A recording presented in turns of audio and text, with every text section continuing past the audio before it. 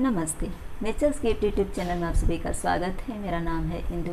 आज का video requested है। ये क्वेश्चन मुझे बहुत ज़्यादा आते हैं कि मैम बच्चे के सिर से पसीना अधिक क्यों आता है। तो आज के इस वीडियो में बच्चे को पसीने आने की कौन कौन सी वजह होती हैं, किन किन बातों को आपको नोटिस करके सावधानी बरतनी है ताकि बच्चे को पसीना आने से आप छुटकारा दिला सकें, कब ये नॉर्मल स्थिति होती है और कब आपको डॉक्टर से मिलने की ज़रूरत होती है, इस वीडियो में डिटेल में चर्चा करने जा रही हूँ। वीडियो अगर पसंद आएगी तो लाइक करना मत भूलिएगा। चैनल पर अगर आप न्यू हैं तो चैनल को सब्सक्राइब और वीडियो को शेयर ज़रूर कर दीजिएगा ताकि जो न्यू पेरेंट्स होते हैं उन्हें भी इनकी जानकारी हो जाए।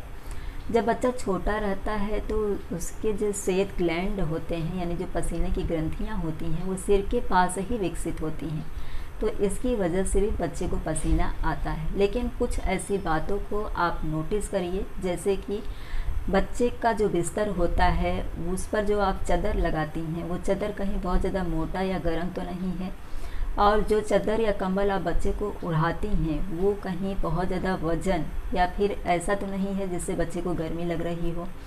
तो इन बातों को ज़रूर ध्यान रखिए। इसके अलावा जब आप रात में, क्योंकि रात के समय में ही बच्चे को पसीना अधिक आता है, ऐसा क्वेश्चन आया है, तो रात के समय में जो कपड़ा आप बच्चे को पहनाती हैं वो बहुत ज़्यादा टाइट ना हो या फिर ऐसा कपड़ा ना हो कि बच्चे को उसमें गर्मी महसूस हो। इन बातों को ज़रूर ध्यान रखिए। इसके अलावा बच्चे का सिर का जो बाल होता है कभी कभी वो बहुत अधिक घना बाल रहता है, तो इससे बच्चे के सिर को प्रॉपर मात्रा में हवा नहीं मिलती है और इसकी वजह से भी बच्चे को पसीना आता है।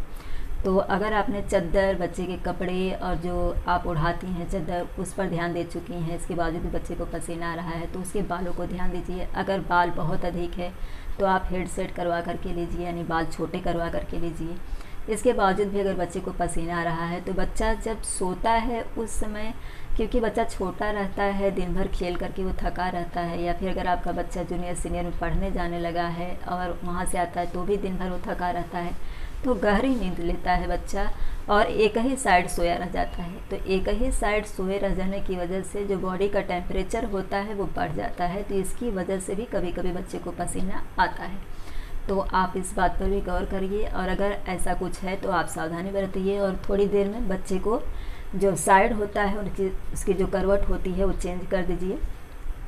इसके अलावा रात में सुलाते समय बच्चे को बहुत अधिक मसालेदार चटपटा भोजन मत दीजिए, क्योंकि सोते समय हमारा शरीर जो होता है वो पूरी तरह से स्थिर हो जाता है, हम कोई वर्क नहीं करते हैं, तो जो भोजन हम किए रहते हैं उससे पचाने में परेशानी होती है। तो इसके लिए आप जब बच्चे को रात में जो भोजन दे रही हैं वो एकदम हल्का और सुपाच्य भोजन दीजिए। बच्चे का जो शरीर है वो पूरी तरह से हाइड्रेट रखिए, बच्चे को भरपूर मात्रा में लिक्विड, पानी ये सब ज़रूर दीजिए। बच्चे को जिस कमरे में आप सुला रही हैं उस कमरे का जो रूम टेम्परेचर है वो नॉर्मल है या नहीं, इस बात पर भी ज़रूर गौर करिए, क्योंकि कभी कभी क्या होता है कि जिस कमरे में बच्चा सोया है वहाँ पर थोड़ा गर्म रहता है, तो इसकी वजह से भी बच्चे को पसीना आता है। कभी कभी बहुत ज़्यादा वज़न अगर बच्चे का है तो भी पसीना आता है, और कभी बच्चा अगर वीक है, कमज़ोर है, तो भी पसीना आता है।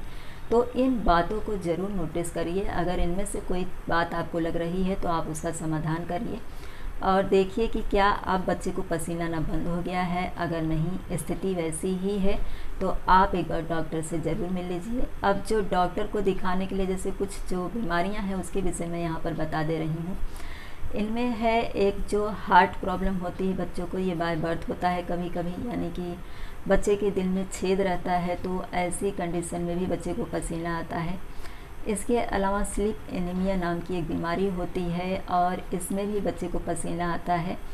स्लीप एनीमिया अगर बच्चे को है तो आपको कुछ सिम्टम्स, कुछ लक्षण बच्चे में दिखाई देंगे, जैसे कि बच्चा अचानक से सांस लेते लेते 15-16 सेकेंड के लिए उसकी सांस जो होती है या 10-15 सेकेंड के लिए रुक सी जाती है और फिर स्वयं ही सामान्य हो जाती है। बच्चे के जो स्किन कलर होते हैं उसमें भी नीलापन आ जाता है, और जिसमें बच्चे की सांस रुक सी जाती है उसमें बच्चे के गले से गड़गड़ाहट जैसी आवाज़ आती है। तो ऐसे लक्षण अगर आपको दिखाई देते हैं तो आप समझ जाइए कि बच्चे को स्लीप एनीमिया की प्रॉब्लम है। तो आप ज़रूर डॉक्टर से मिलिए तुरंत और जो उसका ट्रीटमेंट होता है वो करवा करके लीजिए। इसके अलावा हाइपर हाइड्रोसिस की समस्या भी होती है और इसमें भी बच्चे को बहुत अधिक मात्रा में पसीना आता है। सिर से भी पसीना आता है और कभी कभी हाथ और पैर के जो तलवे होते हैं वहाँ पर भी बहुत अधिक मात्रा में पसीना आता है। हाथ और पैर एकदम से गीले गीले हो जाते हैं। तो ये हाइपरहाइड्रोसिस की समस्या होती है, लेकिन ये कोई गंभीर समस्या नहीं होती है। कभी कभी हाइपरहाइड्रोसिस की समस्या में जो रूम टेम्परेचर होता है वो नॉर्मल है, इसके बावजूद भी पसीना आता है, या फिर ठंड का मौसम है तो भी बच्चे को पसीना आता है, तो ये हाइपरहाइड्रोसिस की समस्या हो सकती है। तो इन सभी कंडीशन में आपको डॉक्टर से मिलना ज़रूरी है। वो जो उचित इलाज होगा वो समय रहते आपको ज़रूर करके देंगे और आपका बच्चा पूरी तरह से स्वस्थ हो जाएगा। तो इन बातों को ज़रूर ध्यान रखिए। शुरुआत में मैंने जो बताया है कुछ बातों को नोटिस करने के लिए, उसे ध्यान दीजिए। अगर सब कुछ नॉर्मल हो जाता है तो ओके है, और अगर नहीं तो फिर आप डॉक्टर से मिल करके उचित समय पर बच्चे का उचित इलाज ज़रूर करवा करके लीजिए, ताकि आपके बच्चे को इस समस्या से छुटकारा मिल सके। आई होप मैंने जो जानकारी आपको इस वीडियो में दी है, इससे अगर आपके बच्चे को बहुत अधिक मात्रा में पसीना आता है तो आप कुछ सावधानियाँ बरत करके उसे इस समस्या से छुटकारा दिलाने में ज़रूर कामयाब होंगी। लेकिन अगर ऐसी कोई समस्या नहीं है तो आप उचित समय पर डॉक्टर से ज़रूर मिल लेंगी। वीडियो अगर पसंद आई होगी तो वीडियो को लाइक करिएगा, चैनल को सब्सक्राइब और वीडियो को ज़्यादा से ज़्यादा शेयर कर दीजिएगा, ताकि जो न्यू पेरेंट्स होते हैं उन्हें भी इनकी जानकारी हो जाए। इसी तरह के एक नए टॉपिक के साथ अगले वीडियो में फिर से मिलेंगे। वीडियो देखने के लिए आप सभी का धन्यवाद।